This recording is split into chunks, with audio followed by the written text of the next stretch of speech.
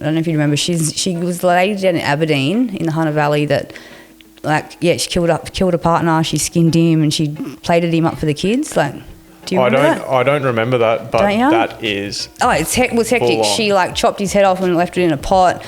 She skinned him.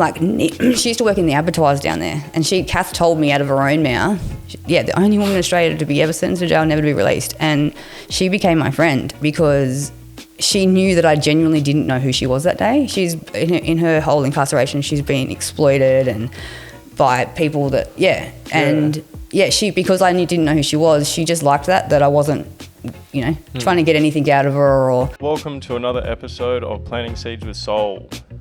Raw conversations on transformation, truth, and finding light in the darkest places. You may not hear what you want, but you will definitely hear what you need. Alrighty, you beautiful bunch of bone bags. Welcome back to another episode of Planting Seeds with Soul. Today we have we've got a guest on that I haven't seen for a very, very long time. I think I worked it out to be 16 years maybe. Is it 16 years? 16 or 15 years. I'll just chuck that a little bit closer for you there, cool. Beck. So we got Beck Warman on this morning, guys. What's going on, you fucking criminal? Just being good, behaving myself, trying to. But travelled up last night from down the coast, and I lived up here for ages, but just I never I'm so out of touch with the roads because I live in a tiny little town now. Are you south or north? South. South whereabouts? Bellingen. Oh yeah. Yeah, right. Yeah. So we don't have any traffic lights. We don't. You'd be able to see the stars popping out there then. It's one of my favourite sights or views in the whole entire world is the sky at home. Is all the star. Yeah, on a starry night. Yeah, same here. We get a little bit here, but the further inland that you go away from that disgusting light pollution, that's right, the better. Yeah. But it has been such a long time, and we've only just reconnected on Facebook. How long ago would have that been? Maybe 6 months, maybe a year ago. I haven't had it for that long. No, maybe 12 months ago. It was. Time goes so fast, so I don't know. Yeah. But I saw one of your reels come up just on a feed, and I'm looking, going, well, how do I know that guy? I look a bit different now, eh? Yeah, the tattoos on the head and that. And I thought it was you, and it wasn't until I saw another video where one of the boys called you Corey, and I was like, it is him. So But it's been such a long time. But I'd seen some of the stuff that you put up on Facebook, and I'm like, holy shit! The last we'd seen of each other, things obviously weren't like that, and it'd been so many years had fucking passed. And the stuff that I was seeing that you've been through, I'm like, holy shit, we need to catch up, and what better place to do it and share your shit. How long ago? When we knew each other, life was boring, not boring, but so very different, very, very different. Yeah. And I've woken to just, I don't know, same things that I feel like you have too, just whatever's going on in the world. And yeah, absolutely, there's a lot going on in the world life in general. Yeah. And when we met, how you had one or two? I had the two boys. The two boys, yeah. Jack was 1 and Tui was 2, and now Tui is 19. Fuck off. Yeah, maybe Tui might have been 3 maybe. Yeah, Tui's 19 and Jack's about to turn 18. They wouldn't remember me. But they wouldn't because they were little. But that's around the time I met Tama, because you and Tama both lived at Swell. Yeah. Shell and Paulie lived at Swell too. Yeah. I was actually trying to because I was telling Mum and Dad that you were coming on, and I'm like, do you remember Beck? I think I went to your Mum and Dad's house maybe once. Yeah. But actually, we drove past Swell last night coming into Burleigh, and my mate was like, oh, I can see the pokies in there. And so that's actually was where I had my biggest pokey win. Do you remember when I won did. $3,000 or something off that's so one good. spin? Yeah, and we skipped out of there, and I was like, that's still to this day the biggest pokey win I've ever had. You're right. I'm just going to point that way. Yeah, it's cool. Yeah, I actually remember that night, eh? Because when I said it to him, I was like, oh, it was actually with Corey, no way. Yeah. Yeah, that's wild. Yeah. So what this podcast is about is just sharing, your experiences, what you've been through. There's no right or wrong way. Where you start is where you start, and just share your within world, the things that have gone on, because I know a whole lot of shit has gone on, and it has had lots of different events, but I know there's a lot. Just being a mum is hard. There's enough stories about being a mum in itself. But I don't know. So I've got the 4 kids now, the 3 boys and 1 girl. And when the kids were little, the first thing, because I said, I don't know what major experience to talk to you about, because we'll be here forever, Corey. Yeah. Well, I know that you've been locked up. I know that something happened there, and there's obviously more to it than just you doing something wrong, getting locked up. I want to sort of know what happened there, but you start where you want to start as well. I was going to say I was innocent. Thanks. That's what they all say. As if. No, I'm joking. That's what they'll say. But just getting involved with meeting the wrong person, the amount of dodgy relationships that I've had, the amount of dodgy people that I attract. But that's because I'm an earth angel, and that's why. But I was seeing a guy for not very long, another local guy from Bellingen, that was well known in town, and so was I, but we had never met each other before. So this all unfolded in in Bellingen. Yeah, Bellingen. Wasn't when we. No, I moved back down. I moved back home when Tui was in kindergarten. So he's just finished. So 15 years ago. It was when I moved home 15 years ago, pretty much. Yeah. So I grew up in Bellingen, and then wanted to raise the kids down there. So I was lucky enough to get to move home to a family home that mum and dad built when I was 7. So awesome. That's cool. And Tama ended up moving back as well. Then we had the 2 more kids. Tama and I were together for 10 years, and we separated, but we're still best friends. Like, he's the biggest legend. And I got into a dodgy relationship with another local, like I said, and they were big pot growers and stuff like that. And I was only with him for 6 weeks, and I wanted out of the relationship. And to be with someone for 6 weeks and get dragged into everything that I got dragged into, they had stuff going on with cooking. They were attempting to cook meth, apparently. Oh yeah.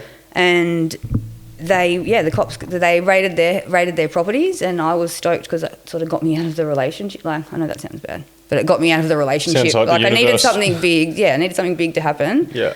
To get me out of this relationship safely. If I had to go to jail, then I'll take it. Yeah.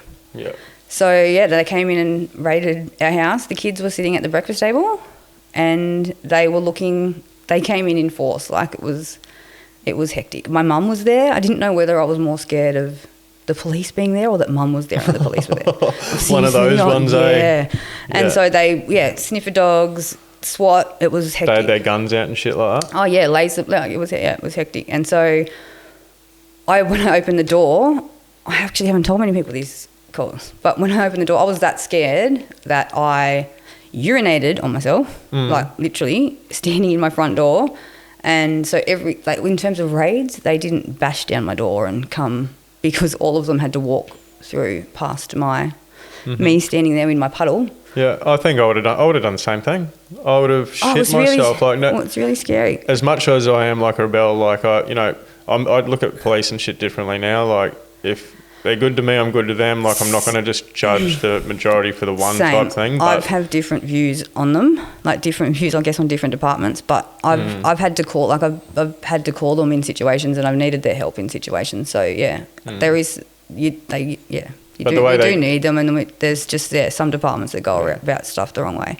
So they all had to walk into my house, and these 2 female officers took me into my bedroom so I could get changed. And that's when they told me that they started telling me what to wear, because I could have them on in the cells. I've never been arrested before. I've never, apart from my disgusting driving record. And then I was like, what? And they're like, oh yeah, you're under arrest today.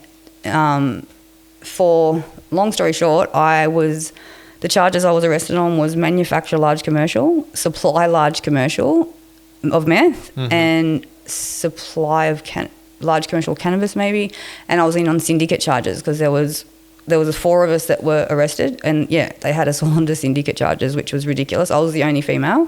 Wow. And so because I was arrested on, I've still never seen more than a quarter of meth with my own eyes in real life. Yeah. And I was arrested for large commercial. Like, it's just, they were so, where they got their information from, they were so far off the mark, it wasn't funny. Yeah. And they arrested me. They told me, the detectives told me that, don't worry, Rebecca, you'll be at home cooking dinner for your kids tonight. You'll get bail and you'll be at home cooking dinner for your kids tonight. And so, I was sort of chill and I just cooperated with them and whatever. And I had to go in front of the judge to get bail, for them to let me go home that night. And the clock kept ticking down and it got to like 4:15 and I was like, there's no more court this afternoon. And the detectives came in and up to my cell in like just that first bit of the docks where you sit, where you sort of get taken in after you get done doing driving, whatever. And I stood up and I looked at them and I said, there's no more court today, is there? And they said, Rebecca, you're first up tomorrow morning. And I fell to the floor, burst into tears because I knew I had to stay the night. So I had to spend my first night just in the local cop shop in Cobbs. Was it more from being away from the kids more than being... No, because like Tom and I were at the stage where we go 50-50. I had week on, week off. Yep. So, it was just, spending the night in jail. Like, it was, great. It was, I couldn't believe that that's what I was doing. And so they moved me to the next lot of cells and it was just dingy and seedy and gross. And cold, eh? Yeah, cold. I had a foam mattress with like a rubber sort of cover on it. It was gross. Everything's all stainless steel and like just hard flooring, isn't it? It's like there's no there's no comfort toilet seat, like you're in a cambered cell, so you go into the toilet like it's not cool. And they, at this stage, when they arrested me from my house, they didn't put me in handcuffs or anything. They were pretty nice to me because they knew that, and they came to my cell the next morning to get me to go up to court to face. And I've been to court before and sat in a courtroom for a driving offence, for example. And I've watched people come out that door when they're in custody and they've got to come into the courtroom. And I've seen people like that have to happen and they sit behind the perspex, like the bit of perspex, and they're in handcuffs. And I used to look at those people and think, oh, wow, that's hectic, that's full on. And just, couldn't even begin to imagine. And the next minute they came and said, oh, Rebecca, can you put your hands through the hole in the cell door? And I had no idea what was going on, and they brought the handcuffs out, and that's when I went to water. I was in tears, and I was like, why are you handcuffing me? Like, you've already got me, I'm already in a cell. But I had to walk. Next thing I knew, I was one of those people coming out that side door and sitting into a packed courtroom. Behind the perspex? Yeah, behind the perspex. I came, because I was in custody, they led me out of the door, in front of everyone in the courtroom, in handcuffs. And, packed courtroom, and all I can see is my big brother, my eldest brother, Scott, and my cousin sitting. They were the only two that were in the courtroom. I just saw them look directly in their faces, and the whole courtroom saw me look at my brother and go, help me, like mouth the words help me, like to my brother. And he's just looking at me and just like, it was an intense situation. And so, all I remember from that court proceeding was, all I could hear was the rattle, because I couldn't stop shaking. So all I could hear was rattle, rattle, rattle of the handcuffs. And then I could, when a kid cries and they go, like that? Yeah. No, so rattle, rattle, rattle. Every night. Rattle, rattle, rattle. And then that's all else I could hear was, and that wasn't me. Wow. That was my older brother. Oh, fuck. That was my older brother sitting, I would have fucked up. And he was sitting in the back of the courtroom crying like that. And the next thing I heard was life in jail, bail refused. Life in jail, bail refused. I didn't hear any of the legalities. That's what they come out with, just then and there. Well, because I went in on such big charges, large commercial supply. That's the maximum sentence. Did they take? So they couldn't give me bail. They couldn't give me bail because the maximum sentence was life in jail for the crimes I was. That's wild. Was this straight into the Supreme Court? No.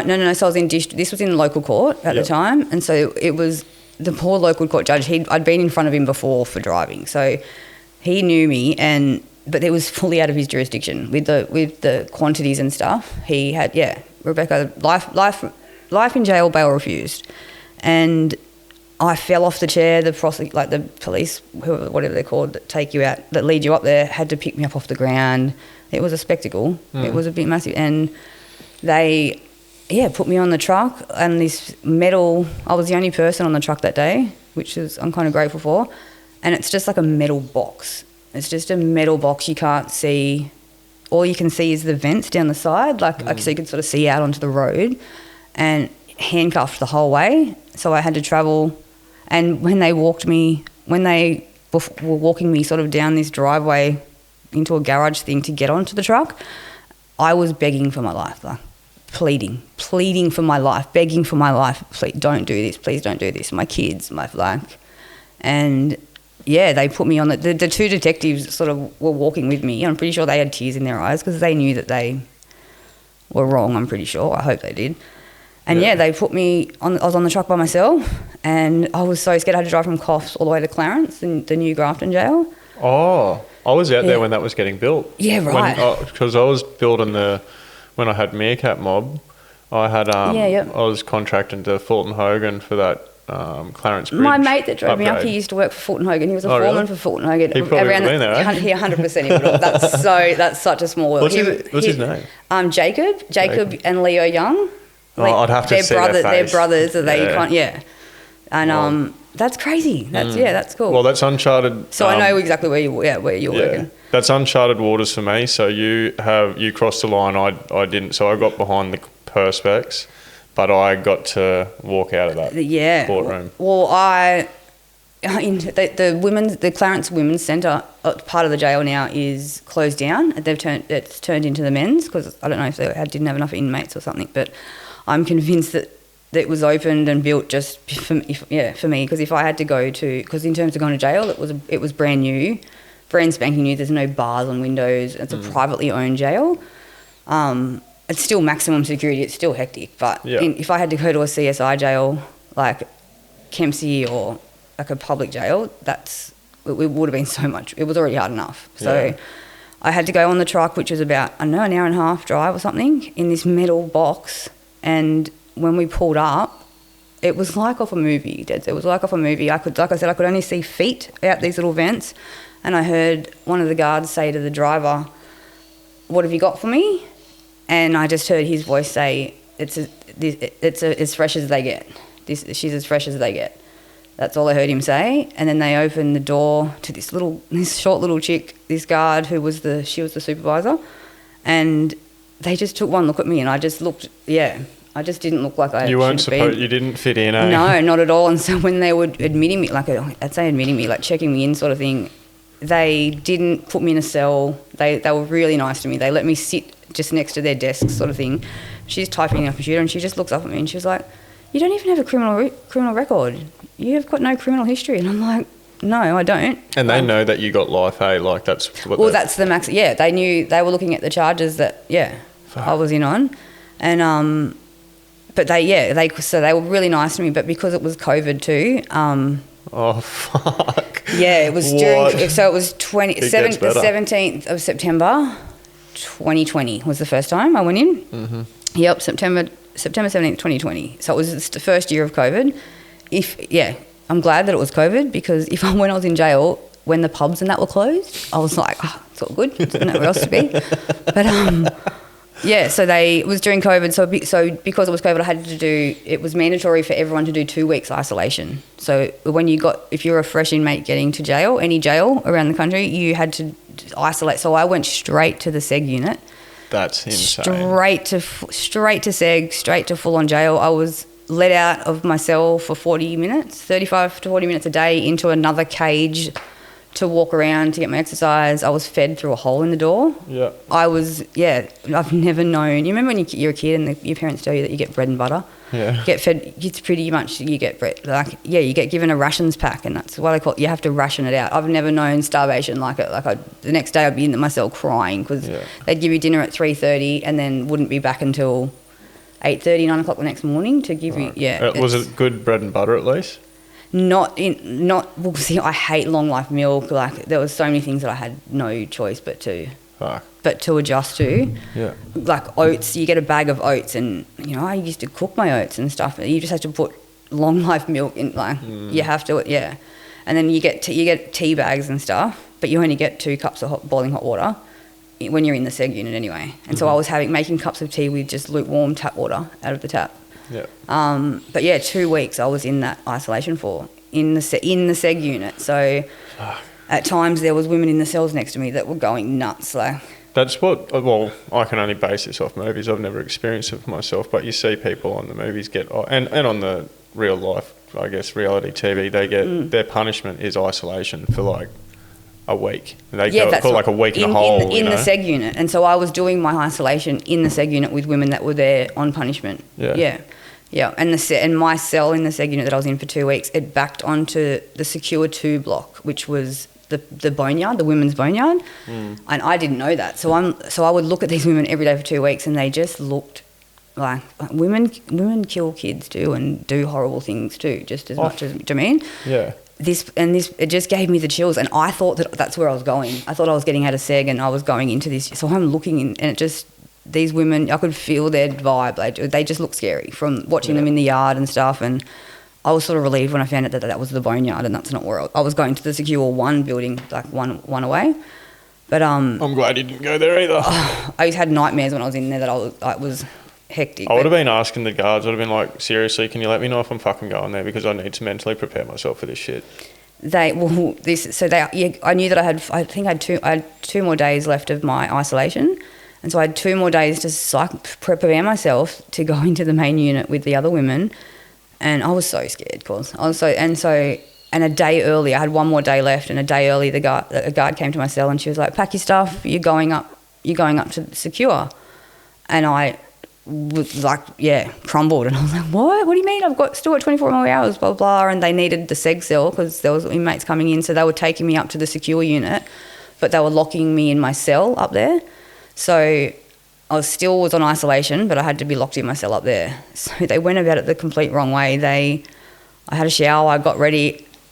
Literally in my doona, I packed all my stuff into my doona and then had it over my shoulder like a knapsack sort of thing. And they took me, because I was still to be isolated, they put all the women in the main unit that were in there, they made them all go out into the yard and then locked the doors. And the doors are like just big glass, like windows you can see in to the unit. And so they all wanted to know, why they were getting locked out in the yard. And it was only just to bring little old me up to the unit. Yeah, right. So they marched me up there in front of, they were all at the window with their faces pressed up against it, like, fuck. And it was like off a movie. My knees were, my knees were literally knocking together. I was shaking that much, but trying to, and the women were all banging on the thing, like, freshie, Yahoo, like Yahooing. You know what that reminds me of? What's that? Shawshank Redemption. The first time I ever smoked weed was watching that, and in the time where he goes in to spend the night for his first night in there. Yeah. I've this whole experience with the weed, and I thought I was there, and I felt his fear, and I was like, this is something that I never want to fucking go through. Hey? It's somewhere I never ever thought that I would be. And when I finally reached my cell, and as soon as I got into my cell and they closed it, the guards came in with me and they closed it, and I fell to the floor and I was shaking. I was so scared. Made the female officer that walked me to, she was crying. She was scared for me because she could feel and they left me, so I still had to just lock myself in there for the night. And then my cell backed onto the yard, so women were coming up to my window and knocking on the window like, what are you in for? And just me coming from, I grew up going to private school, going to church every Sunday.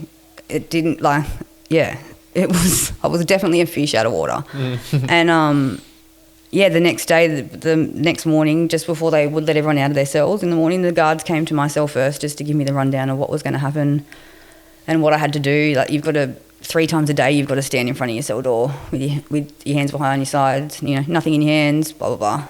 And for just head count sort of thing. And I came out and I was just so scared. I had to go and make, there's a communal kitchen, so you take your rations back and you get your hot water and stuff from the sink. And I was standing there getting some hot water for my cup of tea, just trying to not fit in, but blend in sort of thing, I guess. I stuck out like dog's balls. And I'm standing there and there's this skinny Aboriginal lady standing next to me making a bowl of oats or something, and she could obviously tell that I was really scared. I'm standing and she just turned to me and she goes, bah! Like that. Oh, my cup of tea went flying. I was like, shit. Oh, what a bitch. And I had to think in a split second, how am I going to react to this? What am I going to do? And I just thought, and I looked at her and I was like, oh, fuck yeah, just tried to adapt and had a laugh with her. Yeah, and she started having, she had a laugh with me too, because it could have gone. How you're an energy transformer. I transmit energy big time. Yeah. So I just was like, oh, and I ended up because I've never had coffee before, so I gave her my coffees every day, but it was more to sort of butter her up to, I don't know, have my back or whatever. But that was the first moment I got out into the main with all the other women, and then they said to me, they said, "Oh, Rebecca, the women's choir are doing a performance down in the hub, down at the hub where the gym is and that. Did I want to go and watch?" And so I agreed because I'd been in a cell for 2 weeks, so it was like venturing out into a new world. And I still didn't know any other inmates, so I'm sitting there by myself in this. It's because it's state of the art, this jail. So it's like it looks like a high school, like MPC area where an indoor basketball court. That's what it looks like. Mm-hmm. And the women's court and all the governor and all the bigwigs were here for this performance, for this women's choir performance. And all the women had to introduce themselves, like the women that were in the choir. And the first lady that introduced herself, she was really old. She looked old. She introduced herself and said she'd been incarcerated for 20 years. The logic in my head, because she was easily the oldest inmate, and so the logic in my head was, I'm going to go and talk to her because she's the oldest, so she looks like the least threatening. That was and so after the performance, I'm still standing there by myself. She was packing up, and so I walked over to talk to this old lady because she was not going to hurt me because she was old. And she's just there having a chat to me, her name was Kath. I told her that she knew that it was my first time, and she was just sort of, talking to me. And then we had to go back up to the secure unit, us inmates that had come down from there, and this chick said to me, "Oh, Beck, do you know who that was?" And I was like, "Oh, yeah, that's Kath. I just met her." And they're like, "That's Katherine Knight." And I did an assignment on Katherine Knight when I was in high school, and she's the only woman in Australia to ever be sentenced to jail, never to be released. I don't know if you remember. She was the lady down in Aberdeen in the Hunter Valley that, she killed a partner. She skinned him and she plated him up for the kids. Do you remember that? I don't remember that, but that is. Oh, it was hectic. She chopped his head off and left it in a pot. She skinned him. She used to work in the abattoirs down there, and Kath told me out of her own mouth, the only woman in Australia to be ever sentenced to jail, never to be released. And she became my friend because she knew that I genuinely didn't know who she was that day. She's in her whole incarceration, she's been exploited and by people that because I didn't know who she was, she just liked that I wasn't, trying to get anything out of her, so she took a liking to me, and we would go for walks every morning together. And she told me out of her own mouth that she knew what it was like to cut up an animal, that she always wanted to know what it was like to cut up a human. And before going there, I used to love watching, shows about serial killers, documentaries about it and stuff like that. I love that too. My mum always said to me, "Be careful what you pray for," because turns out, I used to think having 4 kids. Do you reckon you've manifested this? I think I've manifested this. Having 4 kids, she'd be like, well, we manifest everything, don't we? 100%. But I used to think, having 4 kids with this big house to clean, I used to think maybe it would be all right going to jail and just having 4 walls to clean. No, it wasn't. And I used to think maybe it'd be all right, breaking my leg or something and having a hospital stay so people look after me and feed me for a few days. I've done that too, and no. Be careful what you pray for. So next minute, and then there was the case of Kelly Lane. She was the the Australian water polo player that was sentenced to jail. They reckon that she killed her baby. Okay. She had it was a massive case. It's just been all over the news again because she's gone for parole. But Kathleen Folbig, the one that's just been released after. She was accused of killing 4 of her kids, and she just got released and found not guilty after 20 years. And that's been all over the news too. And I lived with That's crazy. What's it like being in the presence of someone like that has been found guilty of cutting their partner's good head question. off? So there was people in there that had done hectic stuff, and I was completely it was the first time since being a teenager that I was completely substance free. I'd have 2 Panadols in there and I'd be like, whoa, I'm on the Panadol. I didn't have so not smoking pot or anything. It was. That opened up my third eye, opened up my intuition. So I could see people's auras in there, just by looking at them. But the people that were in there that had done hectic stuff, I couldn't see they wouldn't have an aura, but in front of their face it would just look like, that when in the old school tellies, when it would be that white and black fuzz on the screen, that would be in front of their face, so kind of pixelated in a way. Yeah, it was like they had no soul. I'd be talking to them and their face would be blurred out. So the people that had done really hectic stuff were like that. And it was a different experience to be around them, and especially coming from like where I came from. But the first day that I got up into the main, this was after we got back from that choir performance. It was the afternoon, and we were sitting out in the yard, and all of the women from that secure unit were out there, and this Lebanese lady said to me in front of everyone, Beck, do any of the women down in Seg, do any of them have any fits? Do you know what I did? You might not know what that is either, but I, in front of all these women, went, do you mean seizures? Do you mean seizures? Do you know what a fit is? No, I don't. Yeah, no, I didn't either, so I'm not surprised that you don't. A fit is a syringe, and that's what they call a syringe. Oh, right. See, a pick is what... Okay. Yeah, well, so they... But that's jail terminology, right? I don't know. Yes. I've got no idea. I don't know. I don't know. Do any of the women down in Seg, do any of them have any fits? Oh, you mean seizures? And they're like, what are your charges? I mean, they're on large commercial supply, and I don't know what a fit is. And so they all thought I was an undercover cop at the start, and it was hectic. It was friggin' scary because, I did not... I better ask while you're on it. You got to tell me if you're a cop or not, right? Oh, yeah, and I'm not a cop. I'm only joking. Definitely not a cop. It wasn't. I was on the phone to Mum saying, send photos of my black children, and it wasn't until I got photos of my black children that they believed me that I wasn't a cop for some reason. Yeah, it was like I fitted in with them after that. And so I was there for 8 weeks. The first time I was there for 8 weeks, and I got out on Supreme Court bail. So I got out on Supreme. It cost me $30,000 for my surety. That had to look like it was coming from my parents, but it was actually my older sister ended up paying the surety to get me out, and then I paid her back when I got out, like when I was released. So I paid my own surety, and I was on full house arrest at Mum and Dad's. So I went from having my own home, like on a blueberry farm with the kids, to having to be on house arrest at Mum and Dad's. I was only allowed to leave the house in Mum and Dad's company. And I had a curfew, 6 a.m. to 10 p.m. If, like, outside 6 p.m. to 10 p.m, I had to be at home. Otherwise, I could leave the property but had to be with Mum or Dad. Yeah. It was really hard. Jail was... So at some times I was like, stuff this, I just want to go back to jail. Yeah. How much did they end up stinging you? Did you, if you don't mind me asking? All up I did 7 months. 7 months? Yeah. Oh, in terms of the money though? Like how much? So 30 grand for my surety, but so that was if I breached my bail. If I got caught breaching my bail and went back to jail, I would lose the 30 grand. Yeah. Which happened. So I was in a really dark place when I got out, and I was on house arrest. I brought a caravan and was living in a caravan on Mum and Dad's driveway. And then I don't know, I just didn't care. Is that when would have we connected? How long had you been out since when we connected back on the Facebook? A couple of years. I got out again I went back twice. I went, November 2020 I got out, and then I went back in because I breached my bail, and I went back in on June the 14th, 2021, and then I got out November, I think, of 2021. So, 2021 was the last time I was in there.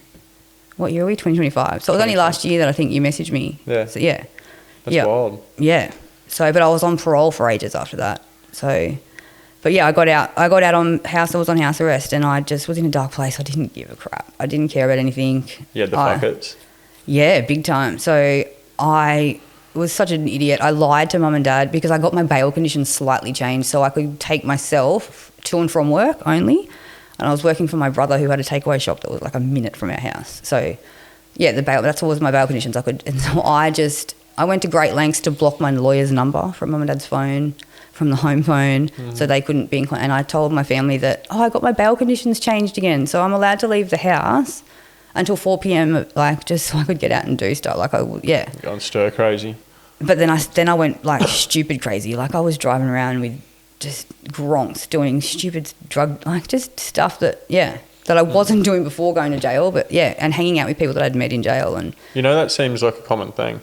Yeah, I reckon. For the younger crew and shit as well, it's like they make a big fuck up and hanging around sort of with the wrong crew. Or when the cops sent me, when I went back to jail the next time, they were like, "What are you doing, Rebecca?"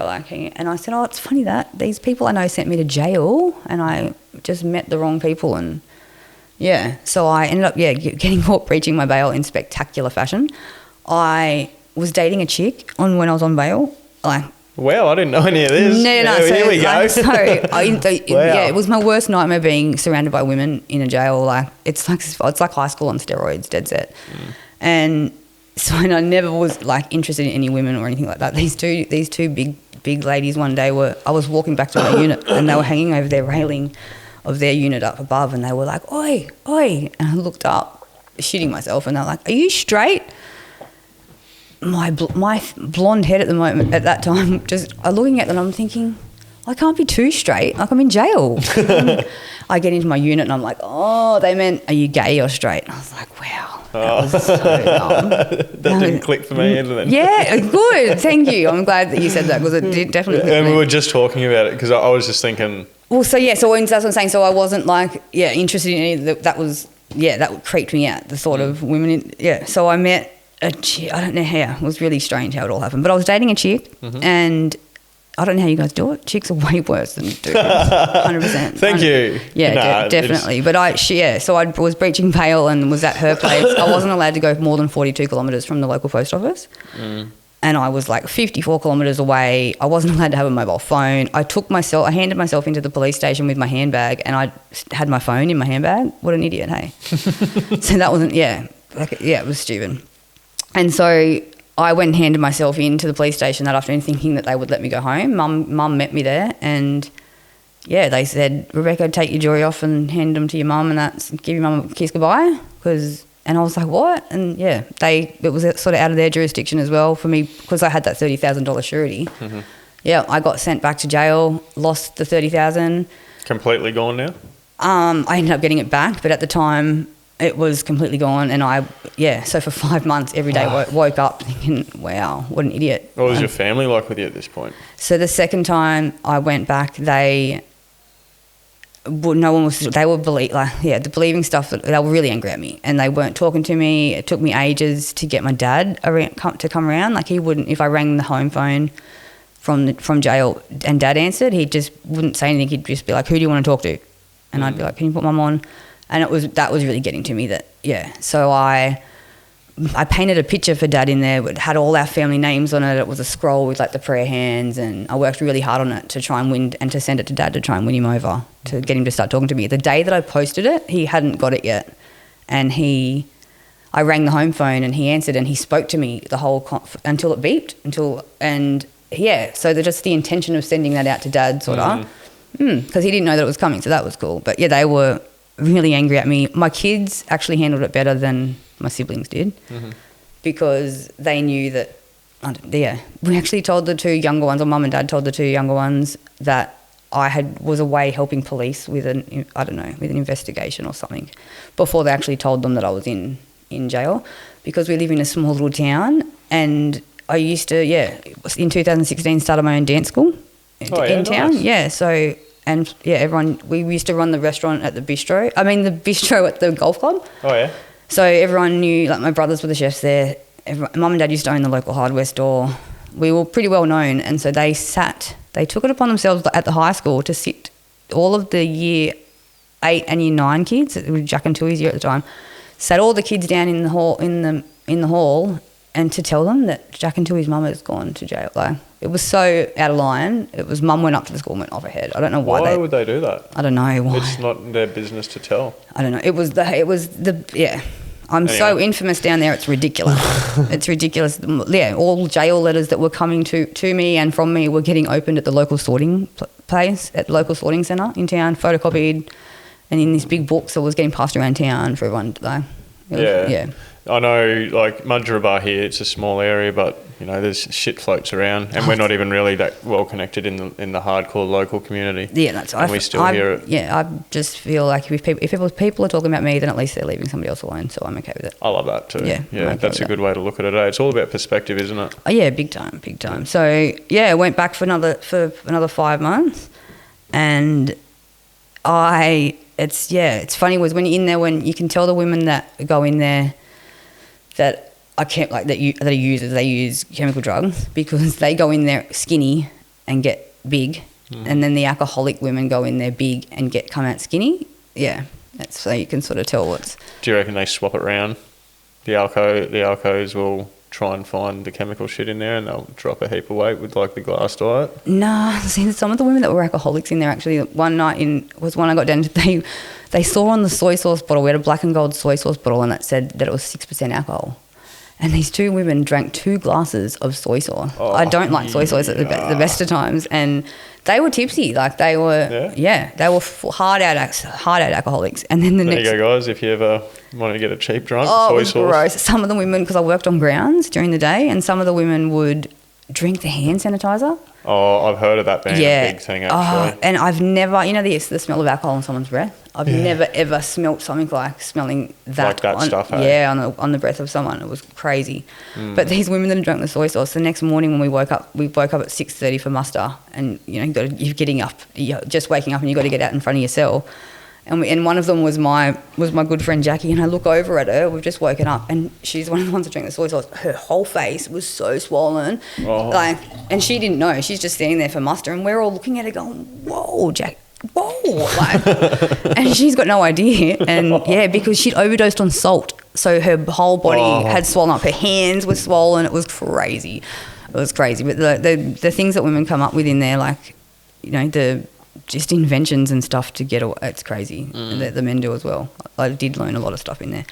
But it's a crazy, like, life itself is where you learn everything, and everything happens for a reason. And I've always known that, but I met women in there that, I changed. I made an impact on this. For example, there was women in there that used the excuse, I grew up on the wrong side of the tracks. I grew up in a shit environment, with bad parent or whatever. And so after meeting me, they couldn't use that excuse anymore because I came from the opposite side of the tracks and I still ended up in there. So absolutely. So they had to then look at themselves, which they did. There was and some of them have thanked me for, some of them had never heard about Jesus or, God, and it was just, crazy. The first time I went to chapel, I was sitting next to Katherine Knight, the woman that's the only woman in Australia to be sentenced to jail, never to be released. Mm-hmm.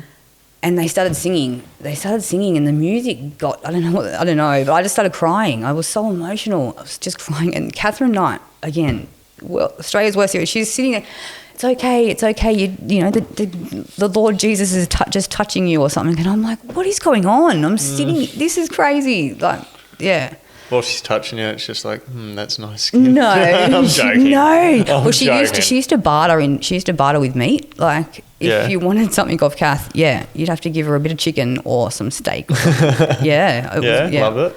Yeah, that's crazy. But like music, the right sequence of like elements, music, the environment, everything that's going on in life, like it will move that emotion through you. Music, well, it is medicine. Oh, definitely. So I my whole life told me there's no way I could learn a musical instrument. There's no. I used to say I'm not creative. I don't have a creative bone in my body. My whole life I did that, and it wasn't until COVID hit. When COVID hit, I decided I was going to teach myself how to play the ukulele, and I brought a $20 ukulele from Big W. And I just taught myself off YouTube. That's not a $20 one there, is it? No. So I've got a collection of my beautiful, beautiful ukuleles that are all not $20. I don't even know where that $20 one is anymore. But so I taught myself how to play on YouTube. Mm-hmm. And if I can teach myself how to play a musical instrument, anybody can teach themselves. I'm not kidding. Anyone can teach themselves how to play a musical instrument, because I listen to music differently now. Like, it blows me away that That's one of the things that I've seen on your Facebook. With everything that unfolded, you'd started to express yourself in some pretty. Because I've just spent so much time on my own, like not complaining. So much, like it was in a bad domestic violent relationship, and so I just didn't want to be around people for ages. So, and the time I had to learn to like.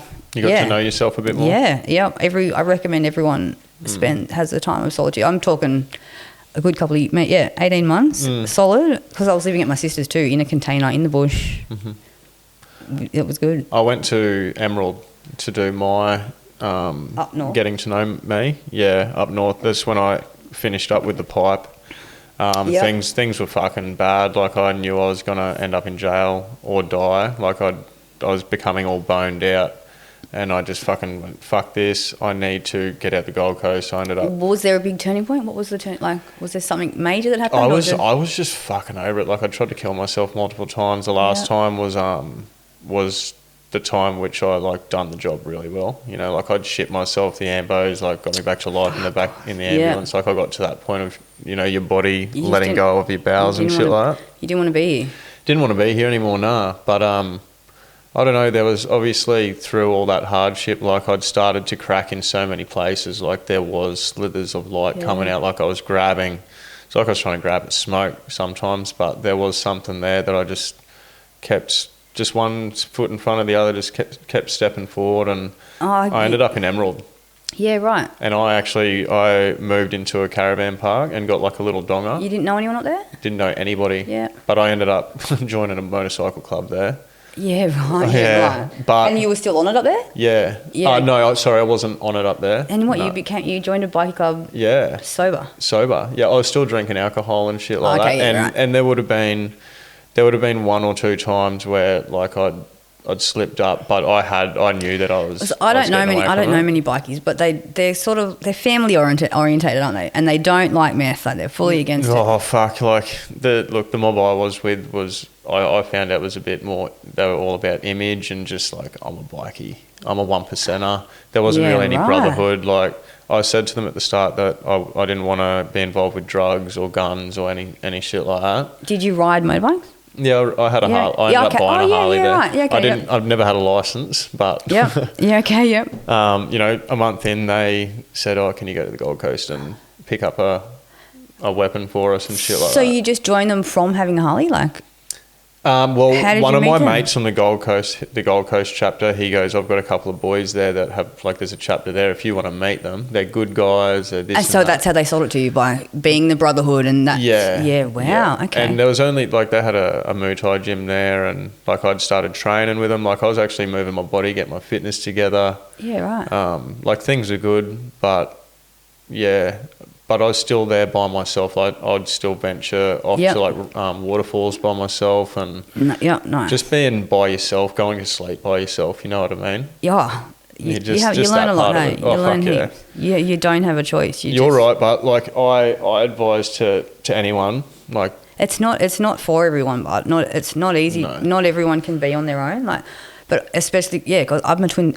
I've got a twin sister, so I never. My whole entire, I've never had to do anything on my own. I never started school on my own. I never had a sleepover on. I never did anything on my own. So, you would think it would have been harder for me, but it was like. But it's not for everyone. It's not easy to do. Some people, yeah. I kind of was like I forced myself to do. Obviously, I chose it. I choose everything, but yeah, it was the best choice that I'd ever made going to.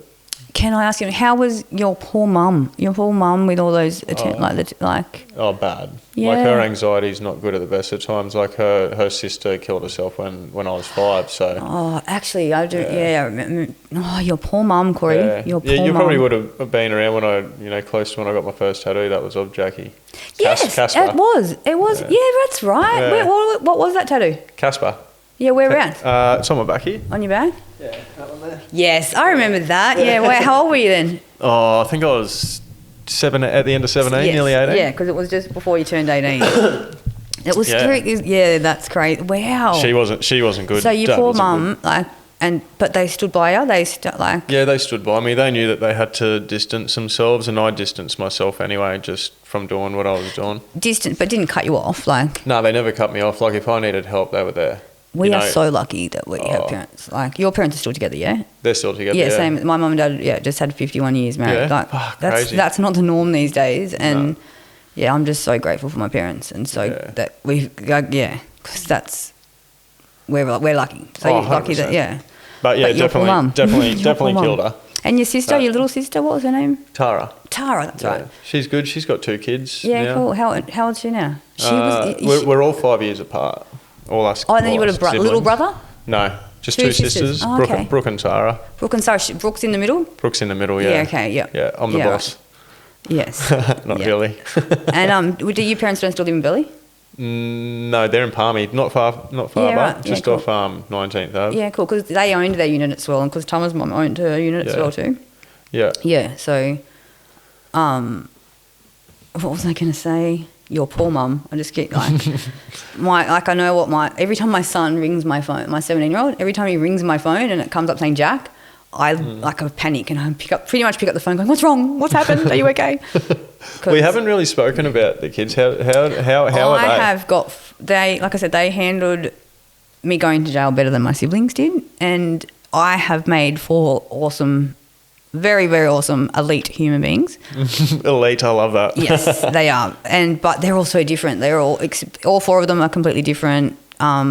They're all, very loving, but just different, which, makes me think, how the hell can school cater for my 4 children that are completely different, let alone all these different kids that, like, I don't believe in school. No, neither. Yeah. Same test for every kid. It's not how to do it. Yeah, that's right. It's ridiculous. There's no, and I just believe that school, don't even get me started on that one. Yeah, but, I've said... people say to me, because I'm big, like I always say, stuff school, blah, blah, and people are like, why do you send your kids to school then? And I'm like, well, I need a babysitter during the day sometimes. So I send them to school. Yeah, well, it's true. Like, the one thing that I'm doing, I said to Kelsey, I hate school too. If I had the resources, I'd be taking them out. Yeah. But while we're doing this and, like, we can't take them out of school. Like, but they don't. Even if you homeschool, it's such a strict curriculum that's monitored by the government to, like, So I'm just giving them the right information. I'm letting them know about school. Which is what you can do, which is what I say to my kids do. My twin sister, she doesn't have the same views as me. And so when she's fighting with her son, Bailey, do you remember Paulie? Paul? Yeah. So Paulie actually passed away 2 weeks after I got out of jail. Oh, you're kidding. He died of like this sudden adult death syndrome. So he had a heart attack, and I'm pretty sure it's like... Did he have the jab? Yeah. So I've had so many people die from I believe from the jab anyway. Oh, it's crazy, yeah. I know of people Did you get it? No. I'm so jealous. The only reason, this is a little bit sad. So the first time that they gave the women in jail... It wasn't compulsory. You had the option, and I turned it down. I was like, no, I'm not getting it. And that the next morning after they'd given all these women the jab, they were dropping like flies. There was wheelchairs being wheeled up to medical. Like, they were dropping like flies. You could see it all affecting them. And then, I don't know, a month or 2 went past, and the next round of jabs came through, which was the Pfizer or something. And I was getting released, and they told me that, Rebecca, if you don't get the jab, you won't be able to go into the pub. That's the only reason I got it. How sad is that? Because I wouldn't be able to go to the pub, and people were going to the pub anyway. So I got it in jail, but I didn't have any side effects. I feel like if you had sort of underlying health issues, because my sister, like Shell, my twin sister, she had it. She got it, and she's since had open heart surgery because Shell always had a bad heart, and it made her heart so much worse that she had to have I'm just, so against the jail. I think that it targets certain different things within one's self too. The range of side effects is like over 100 different side effects. Look at AI, like if it's smart enough to target certain things, like we only get released, like with all this AI, like we have that now, yes, we're experiencing it, but imagine what those cunts actually have. It would have been next level shit. Definitely. So I don't watch the news. Like I hate the news. I'm just wish everyone would turn the news off because, what the power of the collective thought, the collective consciousness can do. Yep. And so your emotion is energy in motion. Yep. And that's how. So people stop. So I haven't watched the news. I hadn't watched the news in like 15, 16 years or something. And the one time I watched it when I was in jail, and it was just by passing. I must have walked past the television, and people were jumping from aircraft, like in Iraq or somewhere, trying to flee the country, like jumping from moving area and falling to their death. And I was like, see, this is why I don't watch this shit. Like, why the fuck? And it's all fear. Living at home at mum and dad's, mum would be like, oh, did you see that car accident on the news? And I'm like, shut up. I don't want to know about it because I'm so out of touch with what's going on. Like, and I love it. I love it. So do I. I love it. I didn't know the Olympics were on. Like, I don't know anything. I only watch things that affect my emotions that I choose to. So 100%. Yeah, I spend heaps of time on YouTube and just learning stuff, but I don't watch any free-to-air telly. I don't like we don't have an aerial, so we've got like the Netflix and all those types of deals. Yeah, but you get to choose what you watch on there. That's so right. It's so I don't watch anything no free-to-air stuff. I can't believe we used to sit there as kids and watch those commercials and. Oh man, they're fucking go back to them and watch them. It's like that is some brainwashing shit. It is, and the song gets stuck in your head all day. And it's I still know them today, and I don't remember shit. The women in jail would some of them would paint like a night. You'd get your green cap or your green bucket hat. I had a green bucket hat because you had to buy a cap. So I just had this green bucket hat, and women would paint like a Nike tick or paint Adidas on the hat. And so I was taking the piss, and so on my green bucket hat wrote BCF. And I'd get around with BCF, and then I'd hear out of the corner of my eye someone going BCF and fun, and I'd be like, yeah, that's stuck in their head. That's stuck in their head. Because I was like, why would you paint a Nike? Yeah. I don't think people understand that, consumption, isn't just with the, eating things. It's with your eyes. Like if you 100%. Consume negative food, you're going to feel negative. 100%. If you listen to negative music, yeah. Which is all negative. If someone says to me, I just watch it to stay, I don't believe it. I just watch it to stay up to date or whatever. I call bullshit. You're still putting it in your head. You're still thinking about it. It's just, I call bullshit on that. When probably still going to work, saying, the first thing you say to the boys when you rock up, you hear what's going on in the news? Like, exactly, 100%. You hear what's going on over in Israel, or fucking all that sort of shit? 100%. The men in jail, they all have a thing for, it's home and away is huge. I do know Irene just left. That was big. Yeah, okay. Oh, she just left? I saw something about that on Facebook, and I thought she died. Oh, I think she died on TV, maybe. Oh, I thought she must have died in real life. So, I know. Yeah. Poor Irene. I know. Stone the Flaming Crows, eh? Stone the Flaming Crows. Yeah. But yeah, it's a massive, like the men love it. The men and then they all sit around all day and talk about home and away, which that's crazy.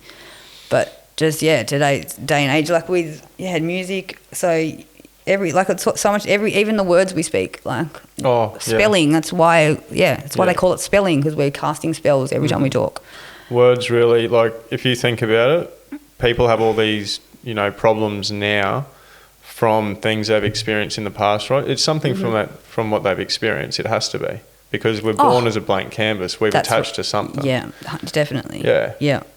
So, but the words that they, like the government, my mum said to me, she's like, Rebecca, our government is there to help us. And it scared me. Like, she was serious. And I was like, wow, Mum, imagine how many more of my mums are out there in the world that think our government is there to help us. My parents are so close-minded. Like, pretty much they still think COVID came from a bat. They don't, like, that's just an example. It's things like COVID and SARS and like all those type of things, they have like they're patented. I don't know if that's the right word, but things that are patented and things that are created by humans. Yeah. Oh, so they're man-made. Yeah. Man-made. Yeah, right. That doesn't surprise me for a second. I knew that it was man-made, and they it was do this all the time. They've been doing all throughout history. For thousands, if not thousands of years. Like, the secret societies are a real, like, I used to look at some people that used to go on real, like the paranoid cooked ones that would be like, the Freemasons are following me or something. Yeah. And I used to just think that was so weird. But they're a thing. It's a real thing, and it's affecting, like that J.D. Rockefeller thing that I don't know if you watched it the other day that I sent you. He, and big pharmaceutical, pharmaceuticals are wrecking the world pretty much. They own everything, every single thing they own, don't they? Yeah, big time. And there is a natural, so that because all this time I've spent on my own, I have gone down so many rabbit holes. I said to Tama, I was like, I'm pretty sure I'm one rabbit hole away from being a flat earther. I'm pretty sure. Hey, you know what? I'm not a flat earther, but you know what I mean. They taught us globe in school, and at the end of the day, like I can't go up to space if space is a real thing. I've never been there. I've never experienced it, so I can't see it from that place. Well, know what I mean? So I don't know if it's a dome. I believe I've been abducted by aliens. Just no shit. Just before I went to jail. Yeah. Yeah, I didn't think much about it. I didn't have any opinion on it until it happened to me, and I'll never forget the next day after it happened. My dad, I didn't have a license at the time, and so Dad was coming and picking the kids up to drive them to school for me every morning. Again, so grateful for my parents. And Dad pulled up in the driveway, and I bolted out of my front door over to Dad to like get him out of the car. So he was sort of like, "What are you doing?" And I wanted to tell him what the fuck had just happened to me, like that I'd just been abducted. That's crazy. I haven't heard this one before. I believe 100% solely that, it was sort of pretty big. I was driving away from a friend's house, and I'd fixed the clock on my radio on my car that day, so I knew that all of a sudden I sort of had a blanked out for a little bit, and the clock on my radio was out. It was crazy. Like, I'd lost time I was driving home to the kids. It was really hard to explain, but I believe that something happened. I was only just having a chat with Kelsey here the other night, and I was just, because I look at the stars a lot, because I've seen things moving up there. Yeah. I know for myself, and I tell people this, and it's up to them if they want to take a look or keep looking at their fucking phone at the end of the day. You know what I mean? Yeah. But I said to Kelsey, I'm like, look at what's going on here. There is two fucking what look like stars moving away from each other at like different speeds. Yeah. And I'm like, no, like Do you smoke pot? Do you smoke pot now? Yeah. Yeah, sweet. Because sometimes you've got to be like, I do. I'm like, am I stoned, or is that really moving? But yeah, no. I can see it more when I take mushrooms. Like I can see more of what's connected up there. Yeah. When I have like a magic mushroom journey or ayahuasca. Last time I did ayahuasca, right. I could see every single connection between the stars and way more shit moving up there. Oh, I've had DMT experiences where I've had my eyes closed and could see my hand in front of my face and stuff like that, with my eyes closed. And I've been off to into the cosmos a couple of times, but it's scary. I have to wait. Like if I do it, I'll have to wait another couple of years before having another go. Because it's crazy. I've never done ayahuasca, but it's beautiful. I want to start because I've just researched there's a plant-based medicine for everything, every ailment that we have on the planet. I strongly believe, and I tell people that I can cure cancer within weeks. I'm not professionally qualified, but I've done so many research, I've read so many books, and they're just will never go to the doctor again. Put it that way. Or not. The only time I think the use for a doctor is when you're in like a medical emergency. If you break your bone or you need stitches or something like that. You're having a heart attack, you're like... Or if you stab yourself in the ribs, you might need a doctor. Yeah, that's right. Yeah, tell us about what happened there. It's crazy how life can change in an instant just from a small... Like it wasn't that major, but it's a little bit embarrassing. But yeah, cutting a bit of plastic with a blade. Like it was a Friskers blade, so it had a decent handle with the little sharp blade, but it cuts through, like slices through anything like it's butter. Cutting this bit of plastic and cutting down instead of away from me. And it was like I had a premonition. I knew I was going to do it, and it just all of a sudden just went in, like all the way in. It happened so fast. I've seen the picture of the knife. It was a decent size blade. And so when you first hurt yourself and you sort of can't feel it, like I don't know, initially, but I had a white hoodie on and I was like expecting to see blood straight away. I stabbed myself, like just cutting a bit of plastic to wedge under my telly so it didn't fall. In between your ribs? In a split second. Right, in between my ribs. So, and like I thought when I lifted up my shirt to have a look at it, I swear something was poking out of it. Like it wasn't bleeding. I don't know, like a 10. And I just got some toilet paper and pushed it back in sort of. I don't know. I was freaking out. It was like midnight. Yeah, put it back in. It'll be right. And I stood there for ages with just a roll of toilet paper, holding it on, putting pressure on it. And then when I finally worked up the courage to pull it back, this was on Tuesday night. I pulled it back and I could see all the blood. I was like, I went and woke Mum up. And I'm standing over Mum's bed and she woke up in a fright. And I'm standing there going, I've just stabbed myself. And she was like, what? It was, because it was only looked a little, but it was deep. It went in. Oh, yeah. And I got rib cartilage or something. Like, it's been released to cough. I have to like brace myself to cough. So don't make you laugh. And I'm just like, I can't believe this is happening. I was already booked in to come up here and see you, and I was like, I cannot believe that I've just stabbed myself. So next time someone says to me, were you ever shivved in prison? I'll be like, no, but I shivved myself. You should just say it just for a good story. Yeah, it's a good story, So I've got other, scary stories where I've never been in a fight. I hate confrontation with people or, so having people confront me in jail, like I was accused of stuff I didn't do. And the second time I was there, I was in the secure unit. They call it a blackout, which means I was the only white female in the whole of the unit. Everyone else, no joke, everyone else was and I was the only white chick. And this one chick thought that she was in psychosis. Top deck chocolate. It was pretty scary. This chick was in psychosis. She thought that I was a white supremacist that had come to steal her soul. She wanted to kill me. She was so scary. And we all got locked in our cells for the night, and the girls said to me, Beck, just in the morning, they were scared for me. Just stay in your cell, we'll get you brekkie and stuff. Like, stay in there, blah, blah, blah. And then the next morning she had her eyes locked on me, wanted to hurt me. And so I stayed in my cell, and so one of the girls said to me, like, if you know anyone, because nobody wanted to be seen going to the guards to tell them that I was in trouble. And they said, if you know anyone on the outside, that can long story short, I had to ring my mum. And say, Mum, you need to ring the jail and tell them that they need to get me out of this unit. So my poor mum was freaking out. So she did. She rang the jail. She rang the office at the jail and said, my daughter's in the secure unit 1 and something's going on in there and you need to get her out.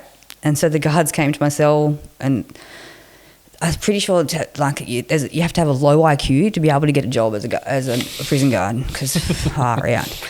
But the way they went about it, they were trying to get me out, and it was right at muster, and I was sitting there because we couldn't leave yet because it was locked, like to head count time. And this lady was sitting behind me on the table behind me. She just had her eyes locked onto my back. Like I could feel her just looking at me. And then there was this other little skinny Aboriginal lady sitting opposite me, and she was colouring in an Adidas sign on a bit of paper, and she was putting glitter on it. She'd put glue and glitter on it. And this poor little lady is sitting. So she's sitting in front of me looking at me, and this lady's looking at me, at her. Mm. And this lady, Nancy, she had no idea what was going on about any of the situation. She's holding this Adidas sign in the air, shaking it, trying to dry the glitter. And she looks up, can see old love looking at me, thinks she's looking at her and goes, looks mad, eh? Look, as soon as she said the word mad, I was like, oh my God, it's on. It's on. And then the chick behind me stood up and she's like, mad? Who are you calling mad? And so she's come over the top of me, like sort of, I don't know, but then went this other lady, and I just put my head down and bolted to myself. Looks mad, eh? Looks mad, eh, sis? I think that's what she said. And mad? Who are you calling mad? Because she was as mad as a cut snake. It's who are you calling mad? And it was on. This poor lady got so pumped. Oh, no. So pumped. It was really bad. And then, it resulted in this lady getting stretchered out on a gurney with a spit mask. And she was pulling chunks of her hair. Every single woman in the unit was in tears. That's rage, eh? Yeah, but she was full of psychosis. She was like looking at some of the girls like, Mum, why did you leave me? Why did you abandon me? Like having a full, She was saying that? She was saying that to women because she was in psychosis, and she obviously thought they were her mum at the time, and she was like, Mum, why did you leave me? And what's happened to her maybe? Yeah. There's some horrific, I was just about to say, I'd love to know what has unfolded in that poor woman's life to get her to that point of the shit that she's doing. There's some hectic stories in there, and because I've just lived the most blessed life. I've never been molested. I've never been raped, or thank God. I've been in shitty domestic violence, but I've also never put myself in those situations as well. But I'm so blessed. I've never had to experience any of that, so I couldn't even imagine what some of these women have gone through. And what they deal with. Yeah, it's crazy. You fucking had a very, very crazy experience there. Oh, definitely. But back in 2016 was when I remember I said to you that I nearly died. I went in for a routine procedure at day surgery. Like I was meant to be out at the kids' assembly by lunchtime. And long story short, they managed to botch it up and cut the main blood vessel to my bowel and perforated my uterus. With it, there was no reason that this should have happened. Right. There's no reported cases of it happening to anyone in the world. And sent me home. They told me that I was just cramping from the procedure and sent me home. And 24 more hours I would have been dead, they reckon, because the toxins from my bowel were releasing into my body. Oh, yeah, true. And I was internally bleeding. I had to have major bowel and abdominal surgery. I was in intensive care for 14 days, just from routine surgery that they stuffed it up. I ended up getting a medical negligence payout, but. I was just about to say, the system's so happy to take fucking 30K off you and lock you up, and that that's where I got the 30K. That's where I got the 30K. Oh, really? Yeah, I'd already had them. That's. So they didn't actually willingly give you that 30K back. You got that back through the. No, but so because my surety, it looked, according to the judge, the Supreme Court judge, my parents were paying it. So he was saying to me, your parents are looking after you here, sort of thing. I don't know, it just looked better. It looked better coming as if it was coming from mum and dad. So dad ended up being told that he could apply for it or something by a lawyer or someone that thought that it was mum and dad's money. And so dad just did what he said. This was months after I got out of jail, months, probably 8 months. I was already out. And I thought that money was long gone. My kids, Jack and Tui were really cranking at me about the money. Cora and Nico were still sort of too young to know, but the boys were really pissed at me that I lost that money. And the day that I came downstairs to get the kids ready for school, and Dad said, sit down, your mum and I need to tell you something. And I sat down, and Dad said that there's 30 grand in my bank today. I just got it all back. I just burst into tears. The boys came downstairs and I was like, oh my God, we got the money back. And so that was I was for you guys lucky to sort of like get yourselves back. Yeah, well, I'd lost a bit of money like on my so it was money that we didn't think we had. So it was money that like it cost. I pretty much paid 30 grand to go to jail for 5 months. That sucks, and that's how it felt every day I was in there, and then every day until I got the money back. It's a weird holiday back. It is, isn't it? It is a weird holiday. Who fucking paid for that? But yeah, that's funny you say that because that's what Mum and Dad call it, and my siblings call it. They don't like using the jail word, and so when Beck was on holidays, and now my friends call me. Such a beautiful family, beautiful kids. I do. Well, I'm the youngest of 5. I've got 2 older brothers, an older sister, and then Shell, my twin sister. And they're hard work, but they're bloody hard work. Family is. Oh, I'm the black sheep. I'm the family scapegoat. So they are all hard work, but I'm very blessed that we all love each other. So I was just saying to Kells before being at my brother's, and because Tui, my eldest son, lives with his uncles, my 2 older brothers. I'm doing their housework and I'm like, this is weird. I don't know if I'm the little sister or the mum cleaning up. Like, wow. Yeah. Yeah. So I didn't know who I was doing it for, but yeah, I'm pretty lucky. Yeah. But we do all fight and carry on. Well, even people that aren't family fight, right? Yeah, that's true. Family's meant to fight.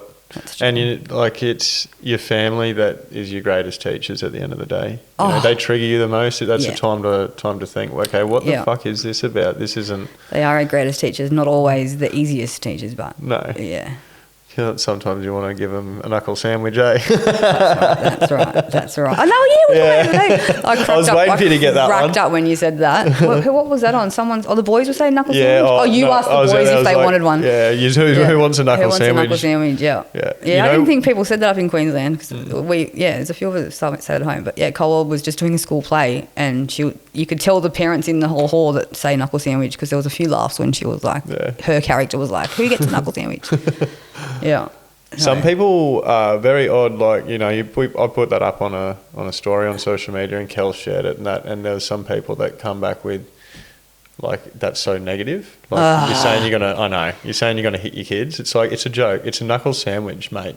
Yeah, right. It's funny because Dad, when we'd walk around the house, Mum, Dad, have you seen Mum? Where is she? Dad always used to say, "Oh, she went mad and the police shot her." She went mad and the police shot her. I haven't heard him say that for a while. I love that. I love those calls. That's the stuff that you remember. Yeah, just the nice, innocent, little bit of darkness to it. Shit. Yeah. Just that slight little bit. Yeah.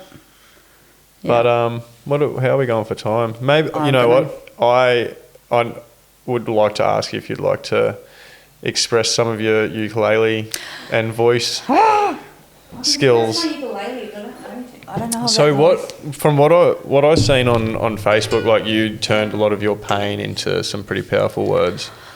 Well, yeah, I like writing. So I like writing poetry, and I like playing music. I love stand-up comedy. So that's when I did. I don't know. You saw one of my videos when I did the open mic night, and my brothers, who my siblings don't know any of my talents, or they don't. I don't know.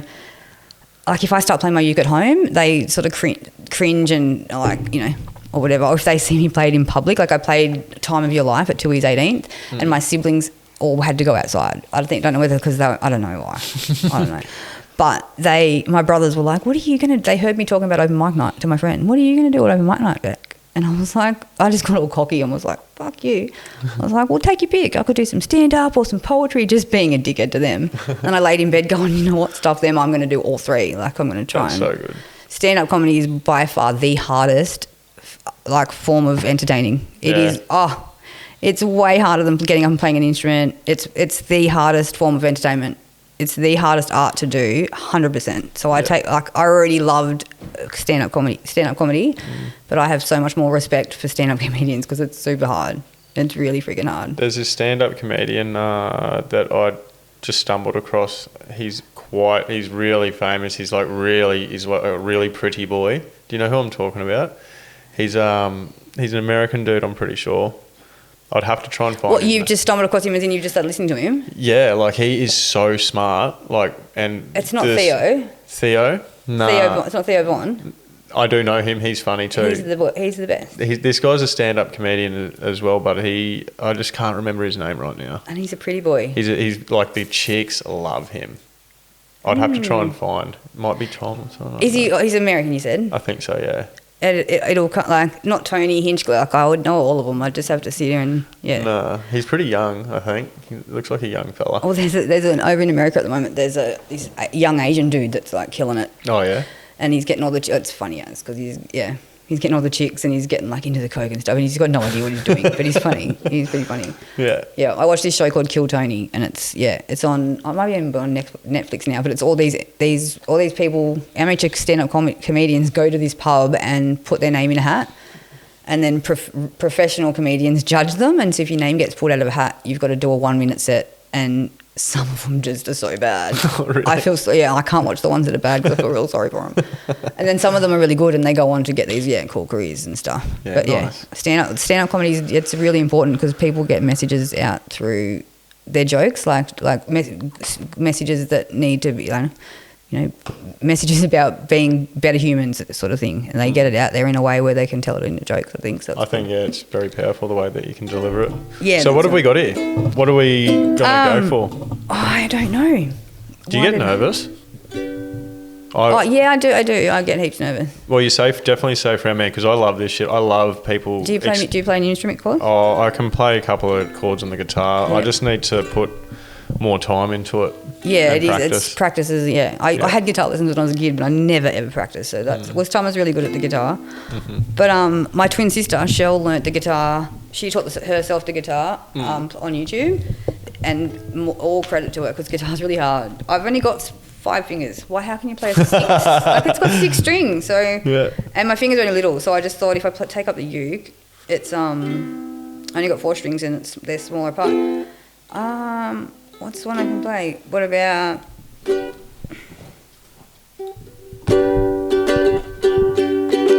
one that we all know?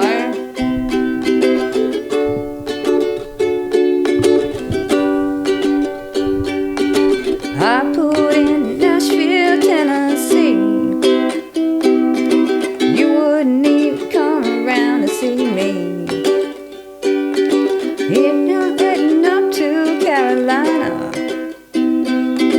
I'm gonna be right there behind you. 'Cause I always have to steal my kisses from you. Always have to steal my kisses from you. Before I forget, do you remember when we went to Surface that night for my mate's film clip? He was filming. Oh yeah. I've got to show you that video. So we went there. Me and Loz. You're the only one that was on the film clip, and you were on there for ages, standing there. And me and Loz went there because we were going to be in this film clip. You were just tagging along. Yeah. And you're the only one in the film clip. I can't remember the song. What it was. That had left my memory. I do remember that. You would have been 18 then. Just 18. Did my mate Mitch come with me? Yeah, I didn't remember his name. And you had a hotel in Surface somewhere. Yeah, it would have been the guy. Yeah. Yeah.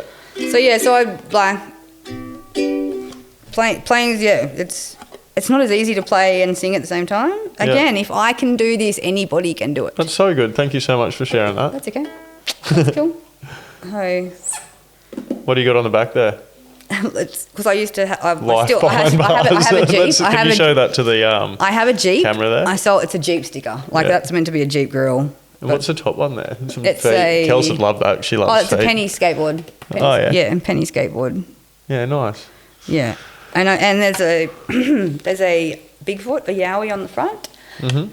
I have some pretty good ukes. I've got about 8 of them. They all have Bigfoot stickers, Yowie stickers, because that is one of my obsessions. Mm-hmm. Oh, I'm obsessed with Yowies and Bigfoots and hearing people's encounters. I've never had my own. Do you think Bigfoot is...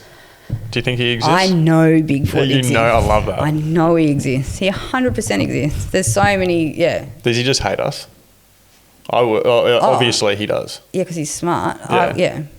No, they're just like humans, I believe. There's some nice ones, there's some mean ones. So, but they 100% exist. That's another, I spent so much time on house arrest. That's when I think when it started.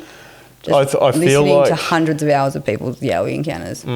I feel like going down those rabbit holes is a big part of, I think that people that have really hard times and like they're even themselves are like, what the fuck is going on? Like, who am I? I'm so 100%. Lost. And I could sit there for hours and just escape and listen to stories of people's get so carried away in them and forget about your shit. So it's good. I reckon they're the ones that are getting activated. So, like, the spiritual awakening, I'm saying, is the hard times for people, I guess. I posted a video on what a spiritual awakening feels like to go through. And it's this little kid on a flying fox thing. Yeah, and he's like, and then he's like, I like this. No, I'm going to fall. Like, it is. Yeah. It's so up and down. And I remember, like, the day that I found out what an empath was, and I looked at my friend and I was like, that's me. Like, I just remember it was just going through a shitty relationship with a narcissist, and you need a hard time to make you awaken. And it's just hard now because I'm the only one in my family that has awakened, and they just all think that I'm crazy. And people look at me like a weirdo too, the shit that I talk about and the things that I do and stuff like that. But sometimes I wish I didn't know what I know and feel what I feel, but it's a better world than putting coke up my nose and treating life in a bad way and myself in a bad way. Definitely. For sure. Yeah. Well, thanks. Thank you for having me. Thanks so much for coming on. Is there anything that you'd like to say before you leave, to a message or anything? Yeah, I just want people to know how important it is to be your authentic self, to be you.